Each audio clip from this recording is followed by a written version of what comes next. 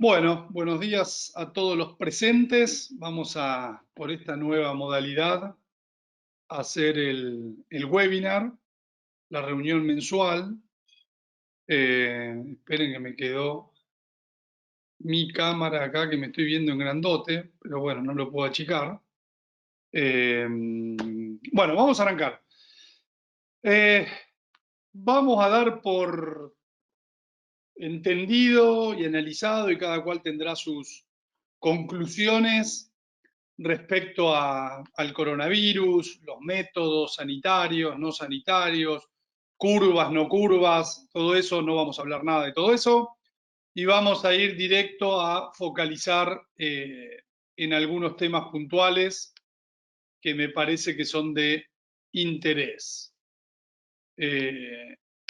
A ver, que estoy teniendo problemas para pasar las filminas, porque estoy con la cámara grande como principal protagonista. Bueno, a ver, me parece que tengo que apagar la cámara porque si no, no puedo pasar. Van a perder de verme.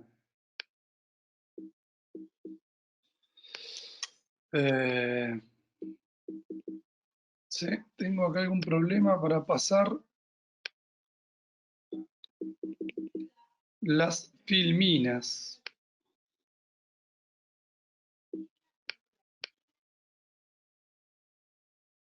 A ver, hasta recién, ahí estamos. A ver si activo la cámara y puede andar todo de nuevo. Bueno, ahora yo no me veo más, pero bueno. Vamos a arrancar por el mundo.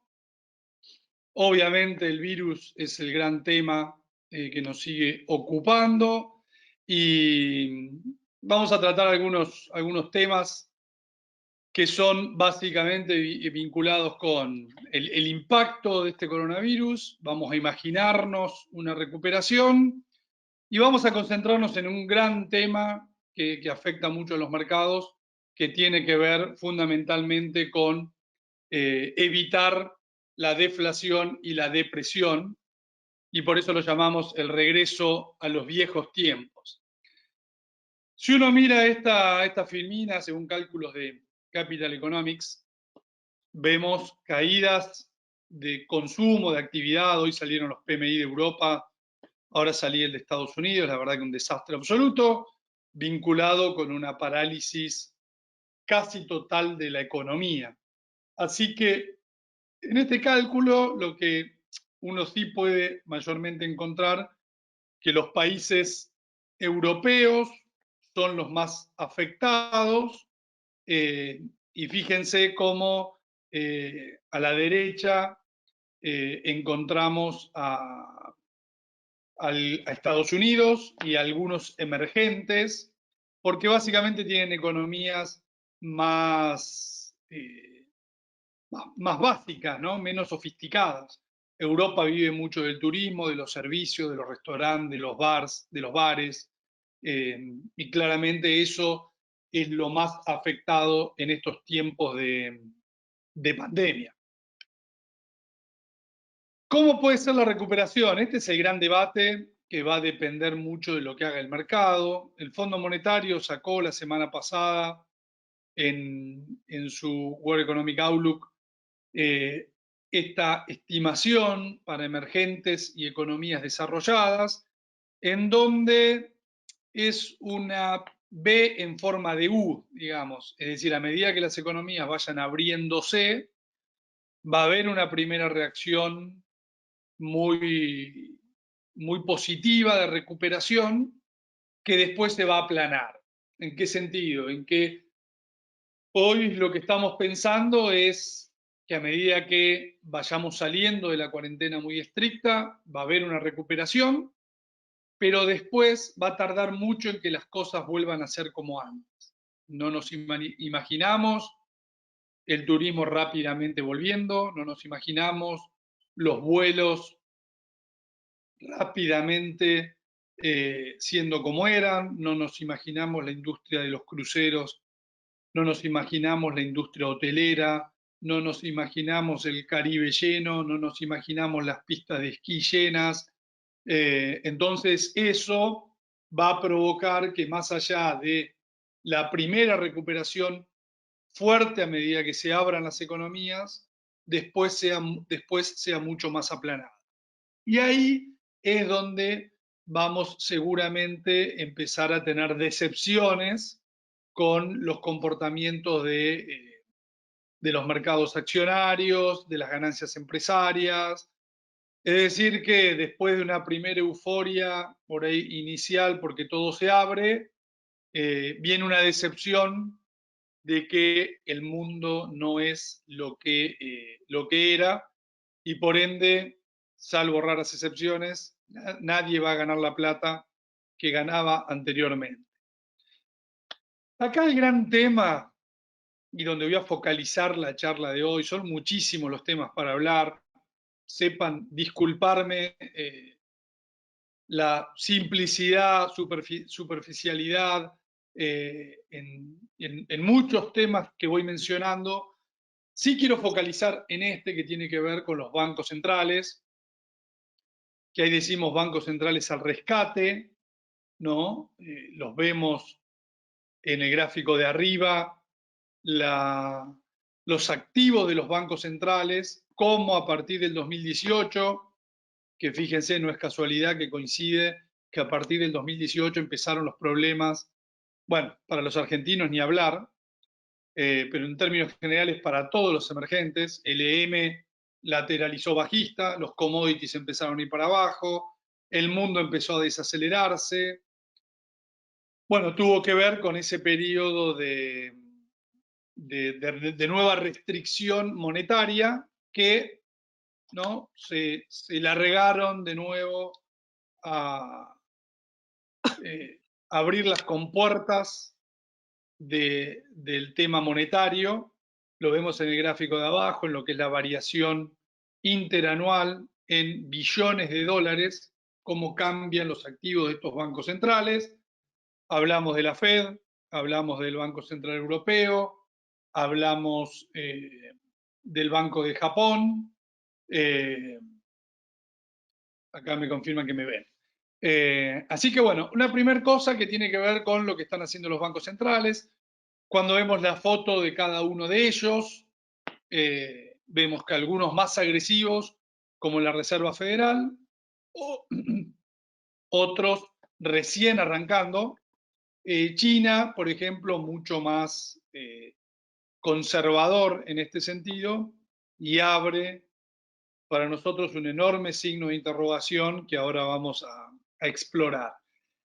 Es decir, que lo primero que vemos es que no hay patrón oro. En la crisis del 30, recuerden que había patrón oro, y eso llevó a que bancos centrales cometan algunos errores o, por decirlo de otra manera, tenían restricciones operativas que no les permitían hacer lo que se está haciendo hoy, que básicamente es emitir todo lo que haga falta para que el sistema financiero capitalista occidental no se derrumbe. Entonces, ese error que transcurrió a principios de la década del 30, que llevó, como lo muestra el gráfico de la derecha, a una deflación inicial y a una profunda depresión económica, que después se revierte, sea lo que hoy se está tratando de evitar. Ahora, esto que implica no caer en una depresión y no caer en una deflación, creemos que tiene consecuencias desde el punto de vista de las inversiones. En este gráfico vemos la base monetaria norteamericana con la reacción inicial de la crisis del 30, el error posterior y la solución de los errores.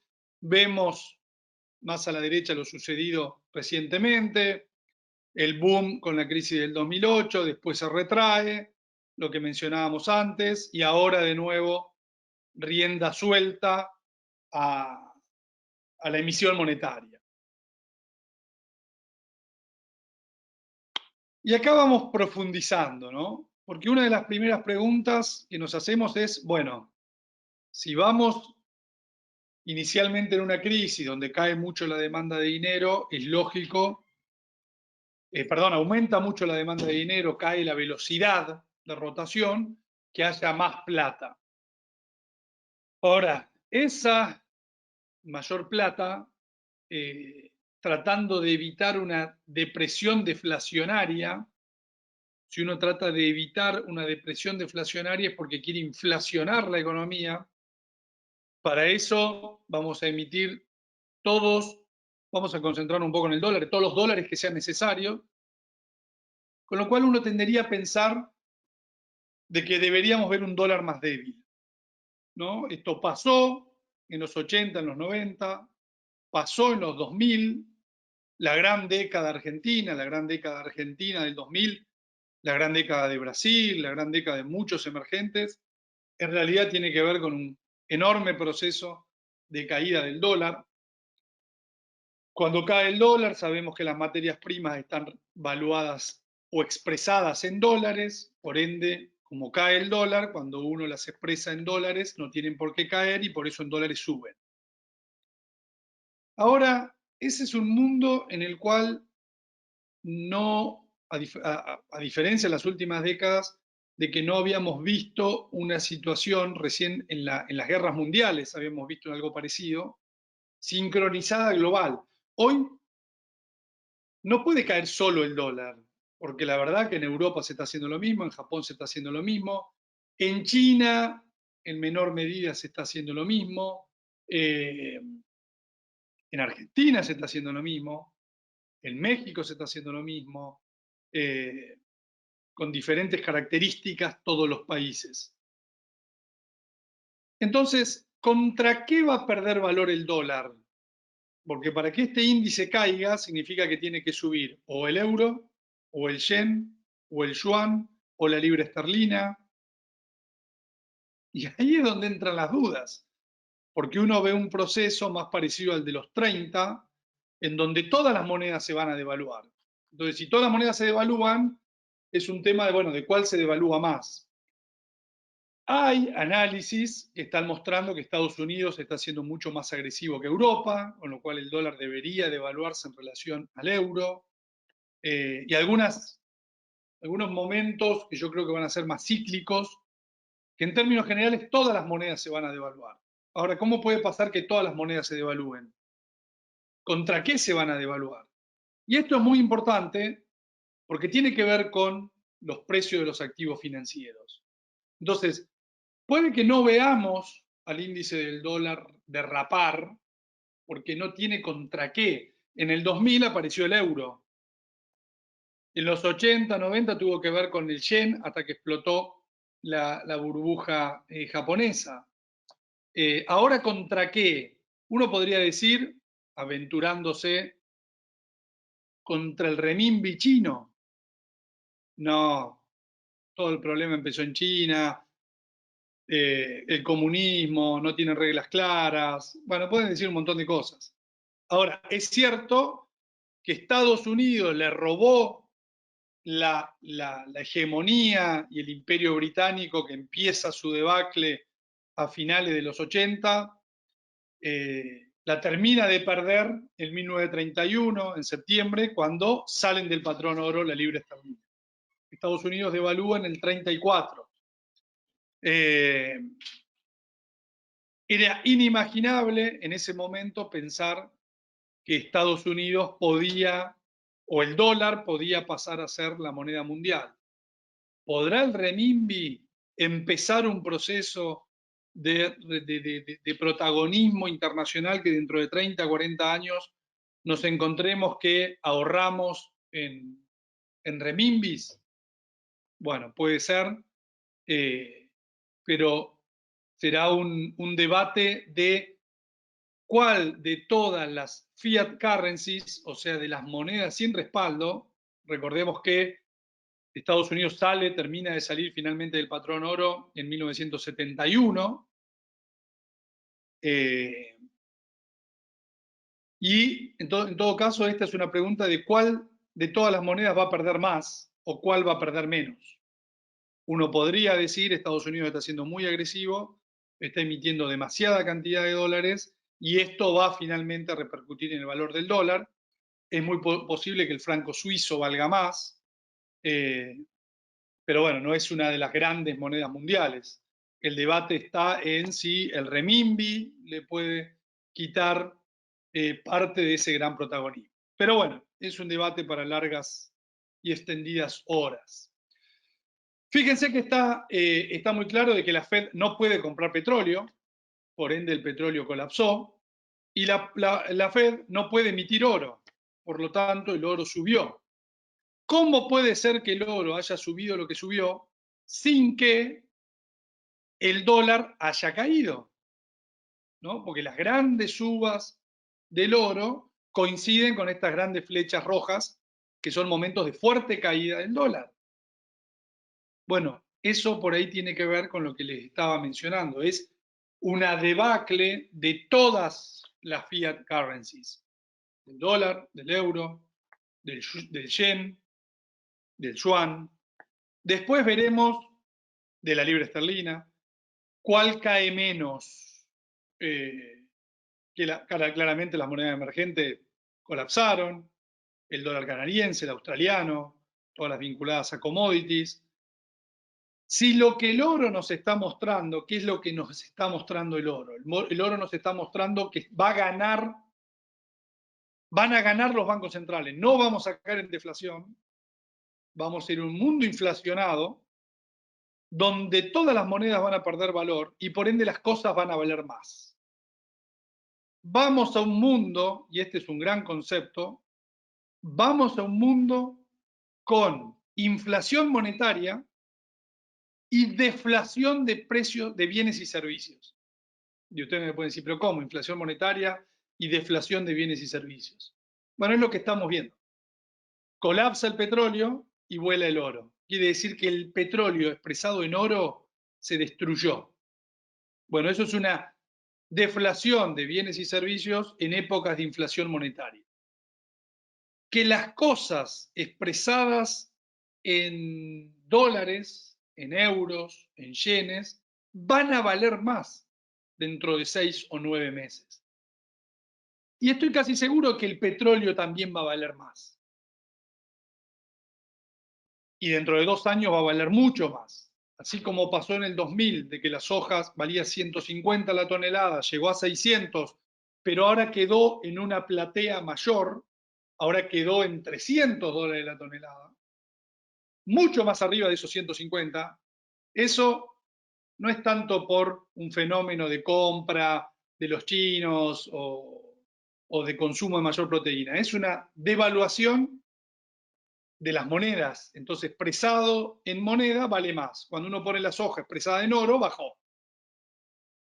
Entonces, el mundo que se viene creemos que es una carrera entre cuáles son los bienes y servicios que más van a subir y cuáles son los bienes y servicios que menos van a subir. Ahí es donde creemos que el oro puede ser un gran protagonista, creemos que la tierra puede ser un gran protagonista, la tierra en países donde básicamente sucedan dos cosas: no suban los impuestos y haya estabilidad social. Si no pasan o se alteran alguna de estas dos cosas, empezás a tener otro tipo de riesgo. La tierra ha sido claramente un activo que sigue mucho al oro. ¿Cuál es el problema del oro? Bueno, el problema del oro, como ha pasado en Estados Unidos, que en Estados Unidos te obligaron en la devaluación del 30 a que vendas todo el oro que tenías a los precios previos a la devaluación. Como si en Argentina nos obligaran a todos ahora a vender nuestros dólares a 60. Bueno, eso pasó en Estados Unidos.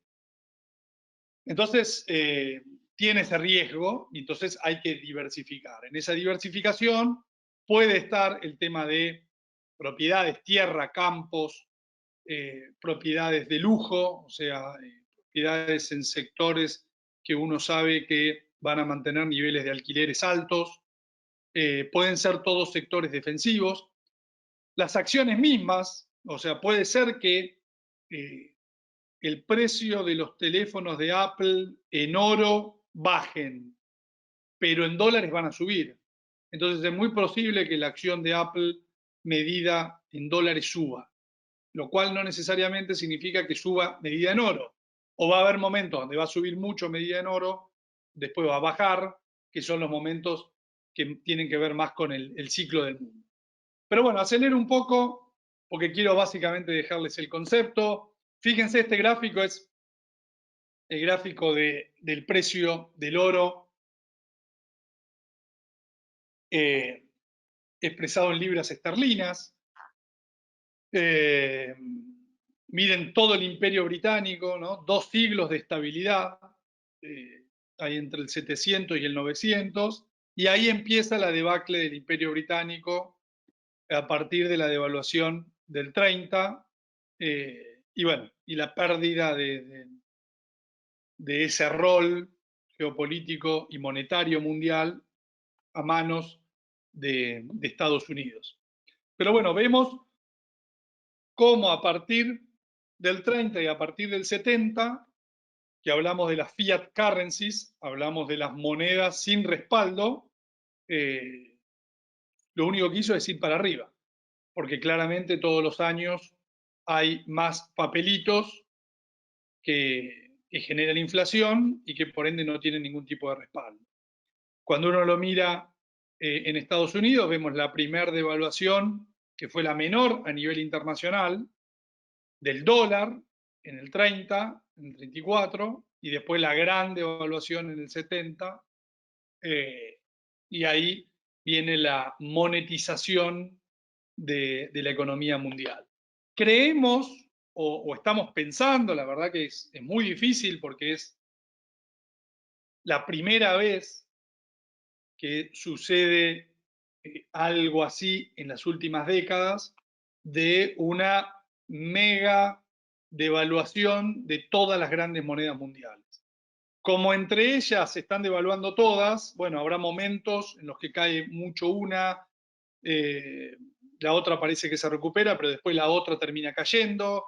Lo que sí, uno, cómo lo debería ver a esto es en inflación, y fundamentalmente, dado que es una inflación monetaria y no tanto, por eso digo el concepto de deflación, entre comillas, de bienes y servicios, como llaman los austríacos, inflación en el precio de las propiedades, ¿no? Como dice, ¿cuál es la mejor forma de medir la inflación? En el precio de las propiedades, que es la pérdida de valor de los fiat currencies.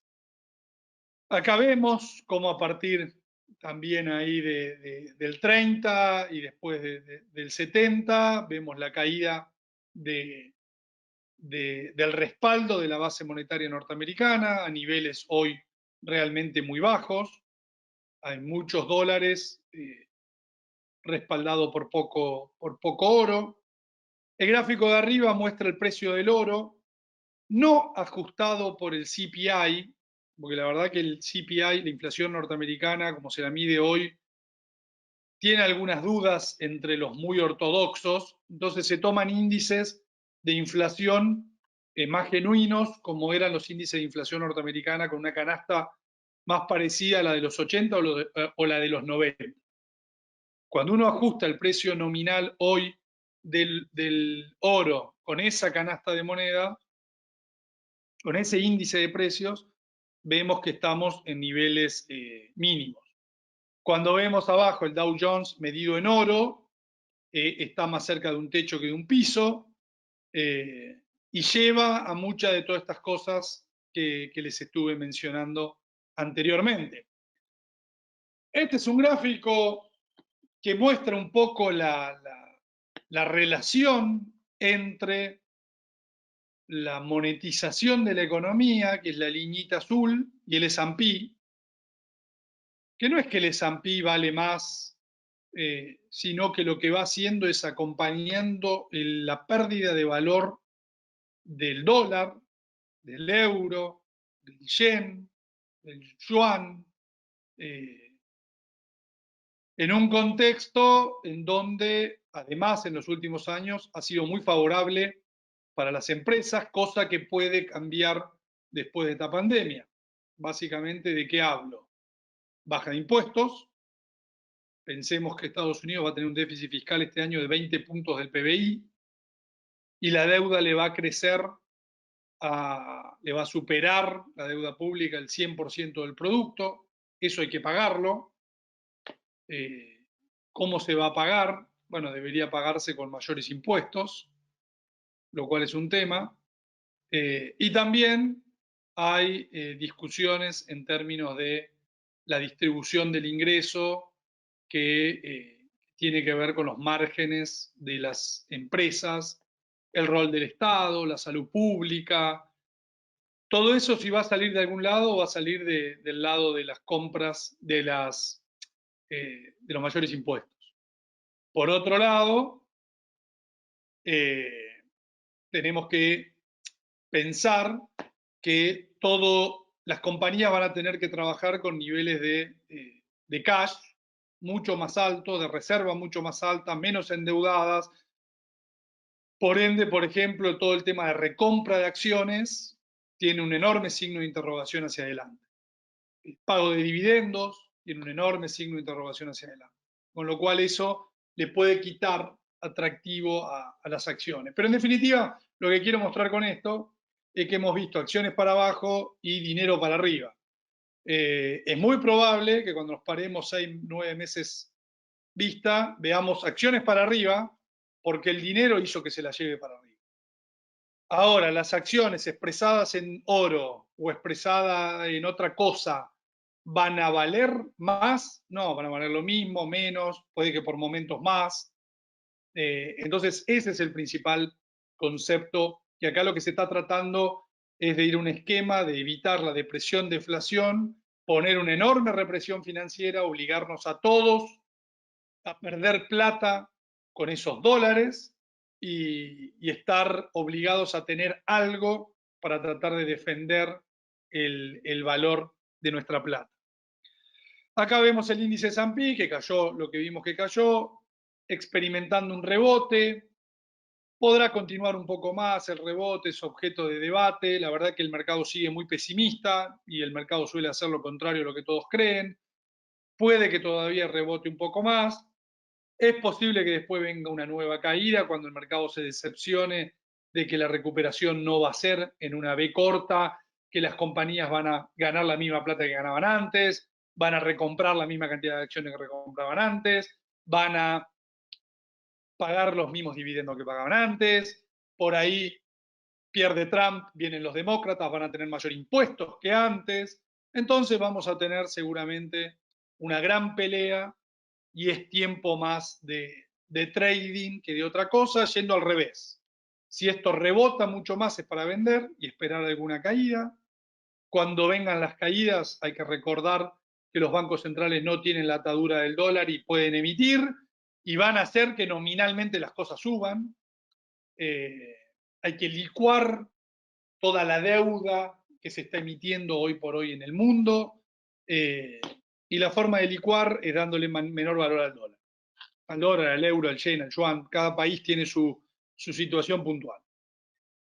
Así que con esto quiero terminarlo de afuera, porque sé que muchos están ansiosos por las cuestiones domésticas y la verdad que me extendí bastante con todo esto.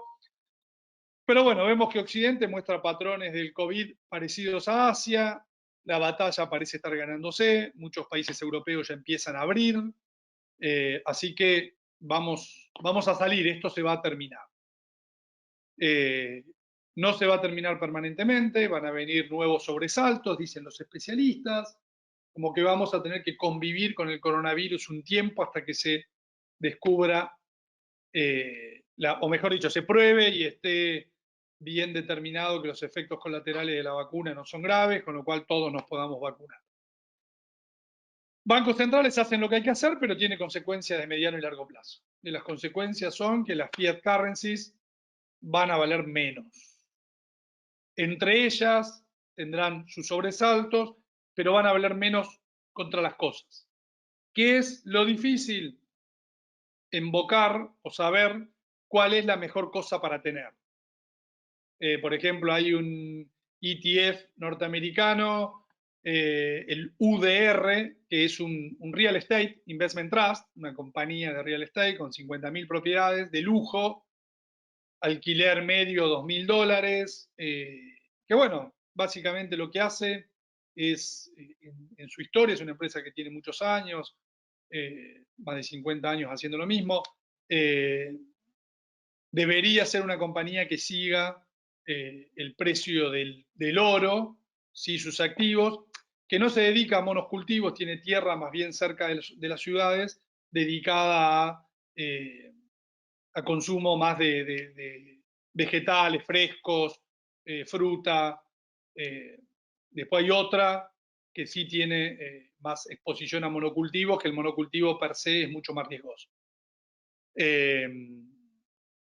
Eso, perdón, mezclé ahí el tema, que esa es una empresa que se llama Land, que es la que tiene tierras dedicadas a frescos. UDR es una empresa de real estate, departamentos multifamiliares en ciudades muy importantes, departamentos con amenity más de lujo. Land es una empresa dedicada a tierra para frescos, no para monocultivo. Y bueno, uno, por ejemplo, ve que Land no vale mucho menos de lo que valía antes de toda la caída. UDR, en cambio, cayó mucho más, porque está vinculada con la capacidad de la gente de pagar los alquileres de las propiedades.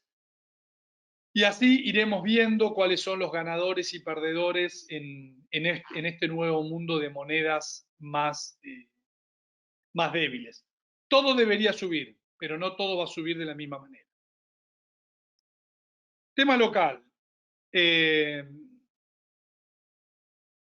Acá lo que nosotros decimos, estamos haciendo una cuarentena a lo rico con consecuencias a lo pobre. Esa es, digamos, una conclusión. No me quiero pelear con ningún sanitarista. Acá la gran duda que empezamos a tener muchos es si la economía va a quedar con algún signo de vida. Es decir, que el capitalismo y la economía, la producción funciona de tal manera que una vez que se pierden los signos de vida, que básicamente es que quebrás, no se puede recuperar el capital. Y si no podés recuperar el capital, perdés ya un nivel de riqueza y de producción permanente que tiene consecuencias de desempleo estructurales. Entonces, uno tiene que hacer una cuarentena lo suficientemente rígida para salvar la mayor cantidad de vidas, lo suficientemente flexible para que la economía siga con signos de vida. Si vos perdés los signos de vida de la economía, no la recuperás más. Y las consecuencias pueden ser fatales. Argentina no tiene, como Chile y Perú, fondo anticíclico, no tiene superávit fiscal, no tiene acceso a los mercados. Perú fue noticia la semana pasada, le ofrecieron 25.000 millones de dólares en el mercado, una tasa menor al 3%. Con lo cual, hacemos una cuarentena como si fuésemos Noruega, pero no tenemos el fondo anticíclico de Noruega, con lo cual la cuarentena se paga con emisión monetaria. Y la emisión monetaria tiene consecuencias, por eso digo, a lo pobre, porque generan inflación y la inflación daña de sobremanera la economía. No tenemos acceso a los mercados, además estamos en un proceso de reestructuración de deuda muy duro por parte de la Argentina, con lo cual crece el riesgo del default. Hoy los casos testigos a nivel mundial son Argentina y Ecuador. Ecuador haciendo el proceso histórico, estructural, que recomienda Wall Street, tuvo, de hecho, el voto del más del 90% de los acreedores, le dieron 4 meses de plazo y están negociando cómo se alargan los plazos y cómo se le da aire a Ecuador. El caso de Argentina, estamos yendo por otro camino, no es un reperfilamiento, esto es una renegociación con consecuencias de default. De hecho, no pagamos un bono, con lo cual, salvo el periodo este de cura, podemos caer en default. Es muy distinto a lo de Ecuador, y son los dos modelos que hoy se contraponen. Muchos dicen el modelo de derecha de Wall Street con el modelo de izquierda de los organismos multilaterales. Estamos tratando de inventar la rueda, y inventar la rueda puede tener algún tipo de consecuencia. Nosotros estimamos como mínimo un costo fiscal del coronavirus de 4.3 puntos del PBI. 2,3 por mayor gasto, 2% del PBI de menor recaudación. Toda semana que se extiende el coronavirus, en la cuarentena, tiene mayor costo, con lo cual el gobierno argentino, a diferencia, por ejemplo, de Brasil, donde hay un gran debate de quién paga el costo. ¿Por qué? Porque el gobierno federal no está dispuesto a hacer un despilfarro de emisión monetaria ni de endeudamiento. Entonces, por ejemplo, ahora se pusieron de acuerdo en darle una ayuda a provincias y municipios. Brasil es mucho más federal que Argentina. Pero a cambio se les pidió que los empleados públicos, funcionarios públicos, no tengan ningún tipo de ajuste salarial por 2 años. Que eso tiene un ahorro en los próximos 2 años que permite compensar la asistencia que se les da hoy. Sería algo para plantear en Argentina, ¿no? Ya que el empleo público sigue cobrando el sueldo todos los meses, que no tenga paritarias, ideas.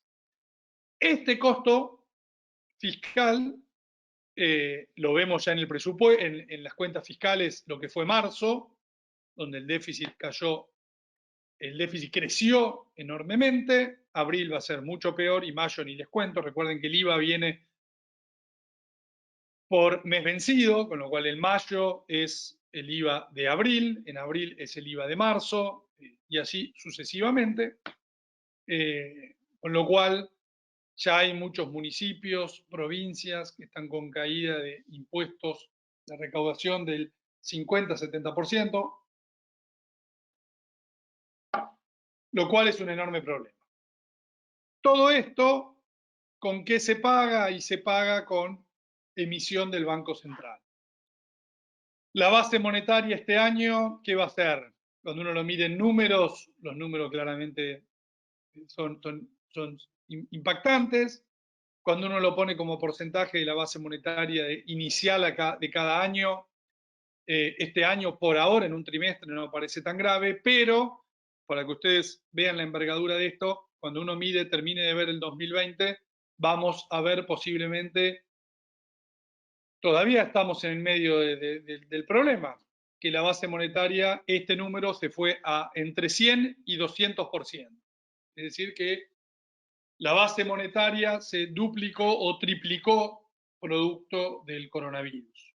Cuando uno duplica o triplica la base monetaria,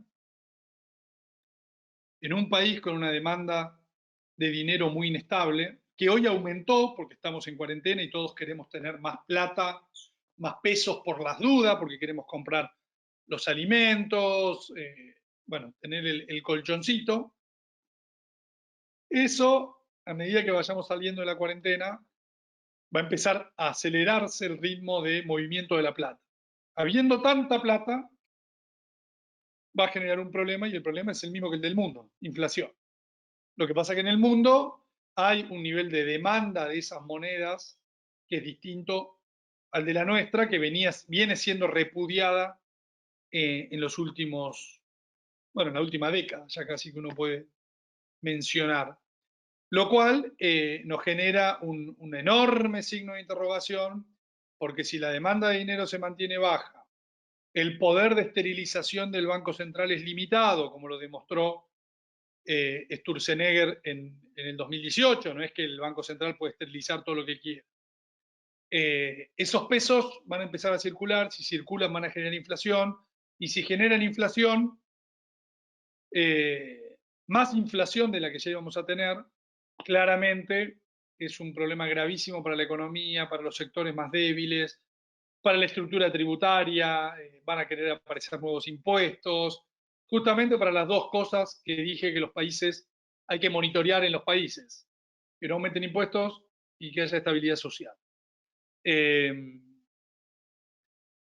Con lo cual, ¿qué está pasando con el contado con liqui, por ejemplo? La línea verde es el contado con liqui, la línea roja es un indicador que nosotros llamamos tipo de cambio de convertibilidad, donde básicamente vamos viendo la cantidad de plata, que en este caso es circulante, más todos los depósitos a la vista, caja de ahorro, cuenta corriente, más la mitad de los depósitos a plazo.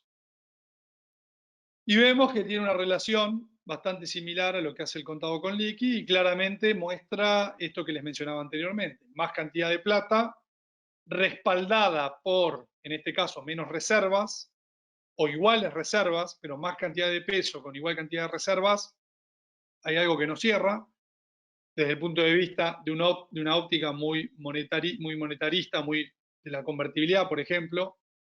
Si yo voy a una teoría más amplia, cantidad de dinero en relación a los bienes que producimos, tampoco cierra. Con lo cual, si la demanda de dinero es más o menos la que era antes y yo tengo mayor cantidad de dinero, necesito mayor nivel de PBI nominal para que mi demanda se mantenga estable. ¿Cómo hago tener mayor nivel de PBI nominal? Al ser una economía que no va a crecer. Bueno, necesito más inflación.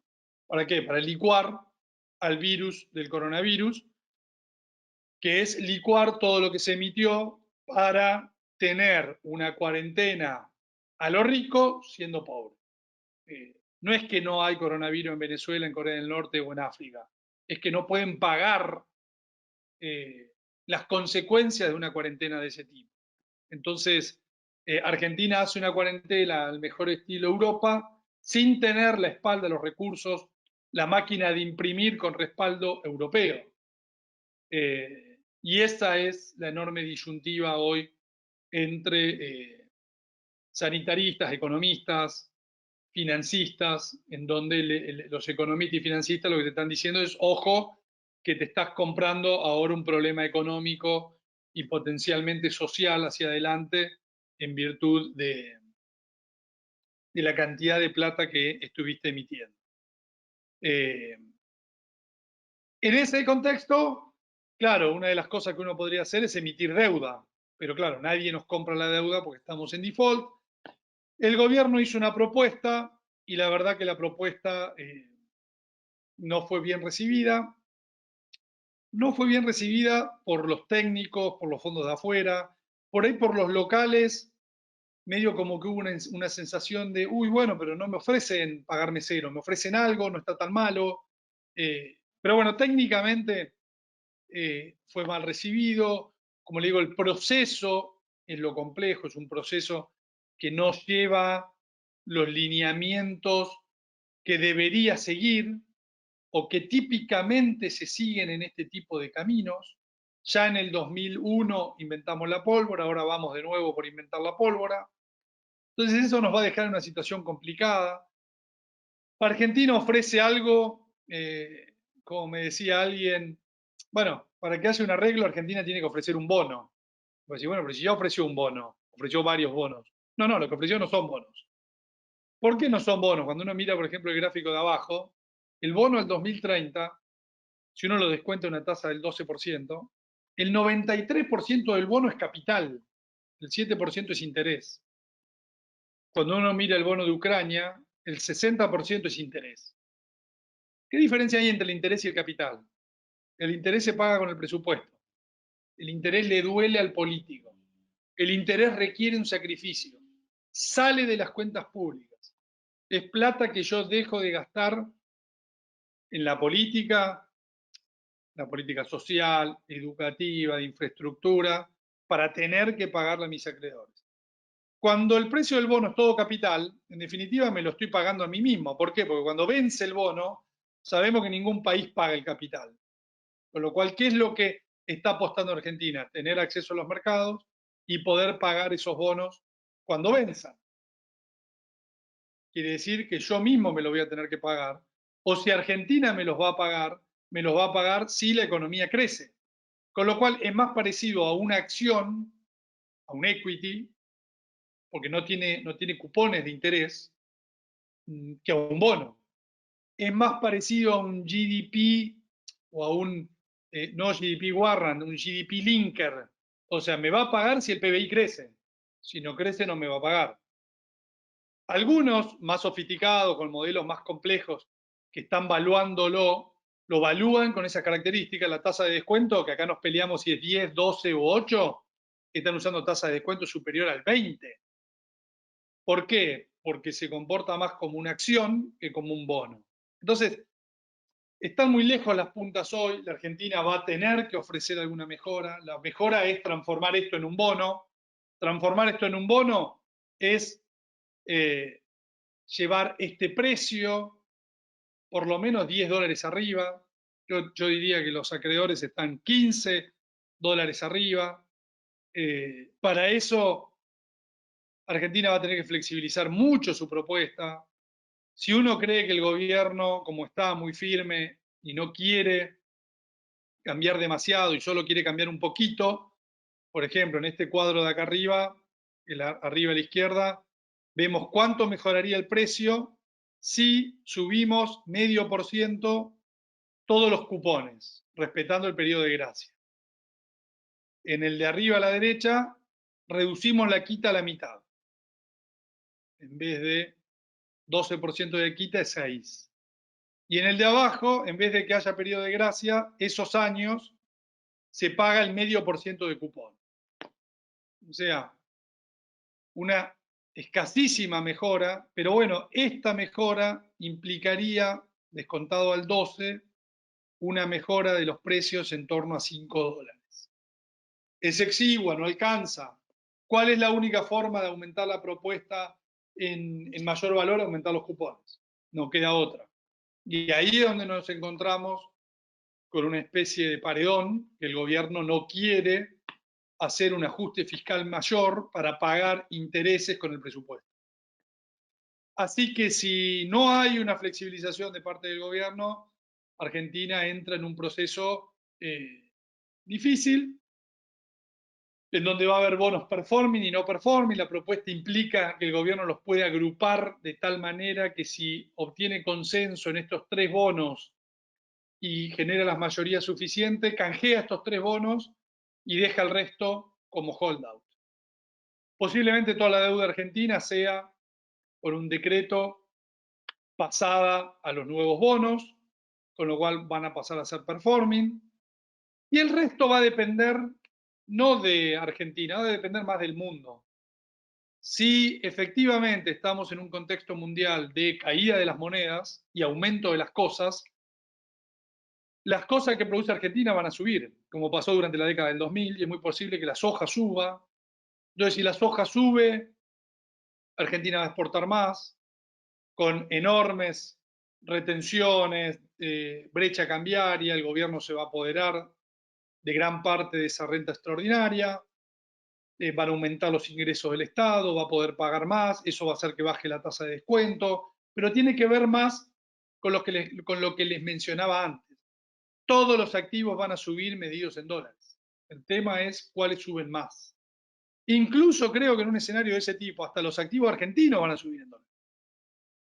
El tema es si estamos primeros en el ranking o estamos últimos en el ranking. Cuando uno mira lo que viene pasando hasta ahora, los activos argentinos están últimos en el ranking. Son los que menos rebotan cuando rebota el mundo, son los que más caen cuando en el mercado hay algún tipo de corrección. Así que por ahora con mucha cautela, mirando mucho lo del periodo del 2001 al 2003, al 2005, bonos que tienen momentos de euforia, momentos de decepción, son más bonos para tradear que bonos para posicionamiento de mediano o largo plazo.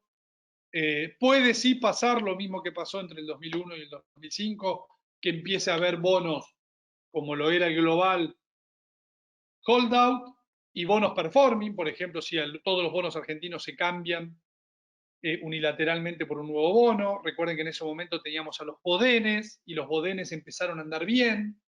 ¿Por qué? Porque estaban performing, supuestamente pagaban. En este caso no van a pagar porque no tienen intereses, eso le quita algo de atractivo. Pero podemos empezar a ver ese tipo de cosas hacia adelante. Así que un poco para dejar ese concepto y no me extiendo más al respecto. Por último, en acciones pasa un poco lo mismo, elige tu propia aventura. Cuando uno mira las acciones argentinas, de un lado vemos la cartera defensiva, la cartera que anduvo bien en este rebote, que son los papeles más globales, Mercado Libre, Globan, Despegar, Arcos Dorados, Agro, Adeco Agro, uno podría poner un papel más globalizado también como Tenaris, por más que el contexto actual es complejo. En el medio podemos tener papeles como Ternium, Aluar, Molinos, y después la cartera más agresiva, que es todo lo vinculado a regulación doméstica, actividad local, mayor problema con el cepo, mayor brecha, o sea, bancos, utilities, energía, construcción. Eh, bueno, depende del view que uno tenga. Yo hoy estoy más del lado de pensar en una cartera defensiva, en los buenos nombres, que en una cartera agresiva para lo que tiene que ver al equity argentino. Así que bueno, ya para cerrar y no llegar a la hora, si es que no se me durmieron todos del otro lado, veo que hay 155, así que todavía somos muchos. Eh, las consecuencias cambiarias monetarias del coronavirus son inevitables, pueden ser diferidas, dilatadas en el tiempo con regulaciones, eso sí puede pasar. El activo que más rápidamente va a reflejar todo claramente es el, el dólar financiero. Yo soy de los que creen que el gobierno puede vivir con una brecha alta mucho tiempo, porque básicamente a diferencia del cepo anterior, no hay déficit energético, no tenemos el problema del turismo, ni lo vamos a tener por los próximos 2 años. Tenemos un superávit comercial muy grande, tenemos un nivel de actividad muy bajo que hace que las importaciones estén en niveles sumamente deprimidos, y el campo no tiene mucha escapatoria. Podrá irse por las fronteras del norte la producción del norte del país, pero todos sabemos, y lo vimos en el cepo anterior, que la liquidación es casi obligatoria, con lo cual, si el gobierno puede apropiarse de esos dólares, puede sobrevivir durante mucho tiempo por más que la brecha sea muy alta. Sí le va a ir pegando a otras exportaciones de servicios, exportaciones mucho más soft que puedan ir a radicarse a otro tipo de país, porque básicamente la brecha lo que va a hacer es apoderarse de tu renta, eh, de tu renta en dólares, ¿no? Si vos creés que ganaste $100.000 medidos en dólares oficial, en realidad ganaste 50. Así que me estoy imaginando un poco ese contexto. Y la renegociación de la deuda, las puntas están muy abiertas. El gobierno tiene que mejorar mucho la propuesta, si no vamos a este camino al mejor estilo 2001-2005, donde parte de la deuda global por ahí se canjea, agrupándola de determinada manera.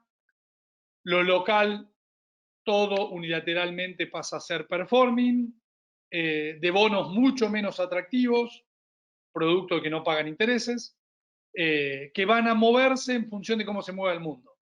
Como el mundo probablemente, o es el escenario base que manejamos, implica que las cosas van a valer más, si las cosas valen más, los commodities deberían valer más, la soja debería valer más, y eso puede hacer que nuestros bonos incluso puedan valer más.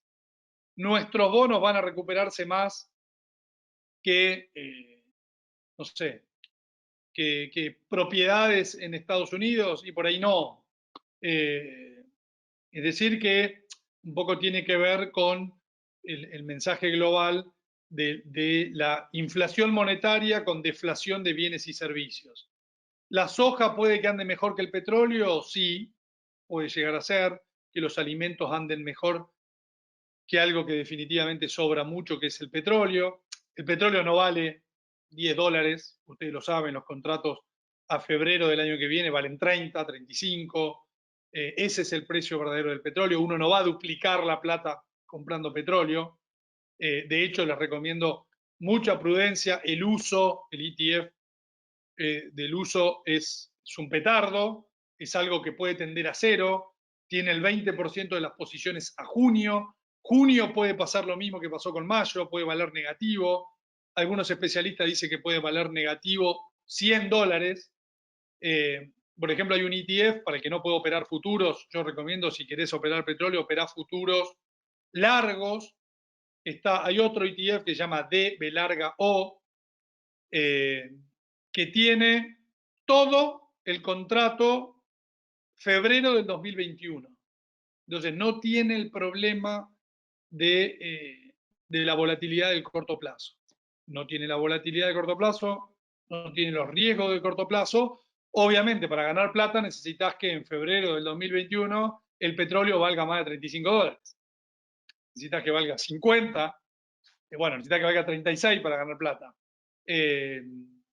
Pero tratar de agarrar el salto del contango entre el primer contrato y el segundo, cuando justo aumente la demanda, producto de que la actividad mundial se recupera, es solo para grandes especialistas. No se los recomiendo absolutamente a nadie. Si quieren operar el petróleo, opérenlo a través del XLE, opérenlo a través de alguna petrolera que vaya a subsistir. No lo operen a través de petroleras que no van a subsistir. Opérenlo a través del DBO, si quieren ir a través de algún ETF con futuros, pero que es un poco más conservador que el uso. El uso directamente es pólvora. O opérenlo a través directamente de futuros largos, opérenlo a través de opciones de futuros largos, pero meterse en el baile de los futuros de cortísimo plazo, sabiendo que la capacidad de almacenamiento mundial está por agotarse en las próximas 3 semanas, es de un riesgo inusitado. Así que bueno, con esto cumplo en mi hora exacto y hay preguntas que me mandan por acá, no, porque parece que no puedo ver las preguntas. Me las están mandando por chat. Ah, el chat está acá abajo. Esperen que tengo que abrir el chat. Uy, tenemos un montón. Todavía seguimos, somos muchos, vamos a dedicarle algunos minutos a esto. Veo las preguntas. Bueno, aunque no se lleguen a los porcentajes legales para la aprobación de la refinanciación, a los que acepten pueden recibir los nuevos bonos. No, yo entiendo que queda todo en default. Hablo de ley internacional. Necesitas, recuerden que no es un cambio en las condiciones de, a ver, vamos a decirlo de otra manera. Nosotros tenemos un contrato con el gobierno. No es que vamos a cambiar 2 artículos del contrato. Lo que se va a cambiar es todo el contrato. Además, en el cambio de contrato hay cambio de cláusulas que nos perjudican a nosotros. Así que para poder cambiar necesito ciertas mayorías. Lo que el gobierno sí se habilitó es la posibilidad de agruparlos. Si los del 100 años, más los del 26, más los del 21, agrupados de tal manera, me dan las mayorías necesarias, yo los agrupo así y los canjeo. ¿Cómo afecta el precio del petróleo al resto de los commodities en el mediano plazo? Van por 2 carriles, para mí, totalmente distintos, lo estamos viendo. El oro, pum para arriba, el petróleo, pum para abajo, la soja no hace mucho. ¿Cuál es el problema que tiene el petróleo? ¿Cómo hay que almacenarlo? De última, si yo compro, y como pasa con los futuros en Estados Unidos, del WTI, tienen delivery, con lo cual me lo dan. Si a mí me lo dan y yo no tengo dónde guardarlo, ¿qué hago con el petróleo? ¿Me lo traigo a mi casa? ¿Lleno la pileta de natación de petróleo? El cobre, de última, me construyo un galpón y lo guardo ahí. O sea que tienen otras características de almacenamiento, que es el gran problema que hoy tiene el petróleo. Por eso yo digo que aquellos que jueguen al petróleo, básicamente lo que hay que mirar acá es dónde te entran los productores marginales. Y todos sabemos que entre 40 y 50 dólares entran todos. Quiere decir que el petróleo, yo lo vengo diciendo hace muchos años esto, el petróleo, yo decía, se va a mover en una franja entre 30 y 60 dólares. ¿Por qué? Porque cambió la tecnología, hoy pueden entrar muchos operadores a determinado precio, entran muy rápido, y eso hace que el petróleo no pueda valer mucho más de 45. Entonces, si uno hoy está operando petróleo, bueno, compra 35, el futuro febrero de 2021, apostando que en un rebote cíclico, porque salimos del coronavirus, vale 45. Esa es la apuesta. No es la apuesta, lo compro a 15 porque va a valer 45. Si tenés un carguero, podés llenarlo de petróleo, y pagar los 30.000 dólares por día que vale el alquiler y hacer esa operación para ganarte el contango, bueno, es lo que están haciendo los grandes sofisticados, pero lamentablemente no es para nosotros.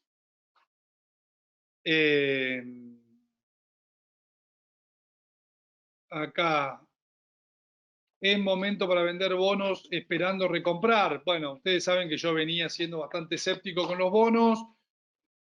Yo soy comprador, creo, de trading nada más en zona de 20 y vendedor, por decir, cuando estamos llegando a, o como digo, en 20 y poco de paridad soy comprador, abajo de 20, en 20 y largos soy vendedor.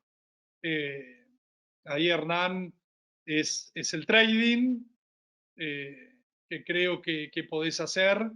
Y estas subas y bajas dependen más o dependen mucho también del mundo, más allá de lo que nosotros hagamos. Así que son grandes olas que uno tiene que tratar de agarrar con mucha paciencia. Ahora estamos en un proceso de nuevo de baja, así que diría que es para respirar profundo, por ahí esperar, que si te arrastran un poco y después por alguna razón en los próximos meses pueda rebotar, y ahí tenés alguna oportunidad de vender. ¿Por qué no debería tener paritarias el Estado? Porque básicamente están cobrando el 100% del sueldo cuando el sector privado está colapsando. Entonces sería su aporte. ¿Cuál es su aporte? ¿Que no cobran el sueldo? No. ¿Cuál es su aporte? ¿Que no pierden el trabajo? No. ¿Cuál es su aporte? Bueno, que se dieron la paritaria de este año. ¿Qué sé yo? Es una discusión con otro nivel de inflación que en Brasil se dio y parece interesante, llegó a buen puerto y me parece que colabora para que el Estado se ahorre algunos mangos y no tenga que intentar subir impuestos o seguir emitiendo más pesos. Si todas las monedas se devalúan, ¿no será que el refugio va a estar en los equities que sepan adaptarse al nuevo mundo? Sí, totalmente. Las Shopify, las Alibaba, las Googles, totalmente de acuerdo. Va a haber grandes empresas que son ganadoras y en esto que yo digo, deflación de bienes y servicios, hay bienes y servicios que van a subir mucho más de precio que otros. Y en eso va a haber ganadores. Todo lo que es comercio online le está ganando mercado al comercio presencial. Así que bueno, interesante, por algo Amazon está donde está, ¿no? En máximos previos a toda esta corrección. ¿Cómo ve la capacidad de pago de las ONs? Cada caso es un caso particular. Yo creo que muchas provincias van a caer van a querer reestructurar al mejor estilo que el gobierno. Y las empresas, acá mencionan muchas que tienen una situación financiera buena, Aluar, Paetec, Petrol, Arcor, creo que van a ser las últimas en un extremo en perder su buena capacidad de pago porque tienen situaciones financieras buenas. Con lo cual, ese lado son de las mejores y creo que en un mundo que por ahí retoma al alza, bueno, pueden ser así como pasa con el S&P, que lo que más sube cuando las cosas mejoran son las cosas de mejor calidad, las Apple, las Amazon, las Google, las, bueno, las Microsoft, todas esas, bueno, acá va a pasar un poco lo mismo. Cuando todos los palos en la cabeza un poco empiecen a ceder, las que mejor van a andar van a ser las mejores ONs, que claramente son muchas de las que se describieron ahí. Hay que ir siguiéndole la situación financiera trimestre a trimestre para ver qué es lo que va sucediendo con sus empresas, ¿no? Mi visión ¿cuál es tu visión de una Argentina defaulteada? No soy tan pesimista. A ver, es muy larga esta pregunta. Pero lo que quiero decir es que con un superávit comercial con el que tenemos, con un El gran problema del cepo anterior es que el nivel de actividad estaba muy alto y era muy difícil para el peronismo hacerle reconocer a la gente de que era más pobre y no podía consumir tanto. Gracias a Macri y al coronavirus, todos reconocemos un nivel de pobreza más alto, consumimos menos. Al consumir menos, importamos menos. Al importar menos, tenemos más dólares porque el campo genera los dólares. Con lo cual, al tener más dólares, no gastar en turismo y no tener que importar energía, es un cepo con sobrante de dólares, que si se los apodera bien el Estado, y ahí, en todo caso, lo que hay que ir midiendo es el margen social para que el campo te siga liquidando con una brecha de 100%. Entonces, yo creo que la van a poder ir piloteando de esa manera. ¿Cuál es el gran problema? El gran problema es que el gobierno de Fernández había arrancado con todo el trabajo hecho. Macri le había licuado todo el problema. Producto del coronavirus, Alberto ahora tiene un problema que él tiene que licuar y el peronismo no licúa. Entonces, lo más probable es que vayan difiriendo en el tiempo la licuación, pero terminen licuando, porque no hay otra forma de no licuar todo lo que se emitió con el coronavirus. Entonces, vamos a tener una macro muy inestable, con un rebote también cuando salgamos del coronavirus, en un nivel de pobreza mayor, a eso yo lo llamo un nivel de PBI menor, que macroeconómicamente, como los dólares ahora sobran para el Estado, lo van a poder ir piloteando. Es una gran inestabilidad estable, por decirlo de alguna manera, estable si uno tiene incorporado en la cabeza que podamos convivir con una brecha de entre 80 y 150%. Cosa que creo que puede llegar a ser posible. Ahí hay que mirar el campo, ¿no? Que es el que tiene que poner los dólares y después ir a recomprarlos a esa brecha, lo cual es todo un problema. Bueno, creo que nos vamos quedando sin tiempo y yo les agradezco mucho. Quedaron algunas preguntas por responder, pero bueno, no me quiero extender más. Y bueno, nos estamos encontrando el próximo mes, que calculo que va a ser por esta misma vía, al ritmo que venimos. Cuídense todos, hay que tratar de cuidarse, de seguir los lineamientos, lavarse las manos, usar los tapabocas y todo lo que sabemos. El bicho es bastante bravo, sobre todo los mayores, así que cuídense todo este mes, traten de no hacerse los grandes traders o especuladores. Ha habido mucho daño, por ejemplo, en el mercado de petróleo, muchos minoristas que entraron al uso y perdieron mucha plata. Lean bien las características de cada activo antes de comprarlo.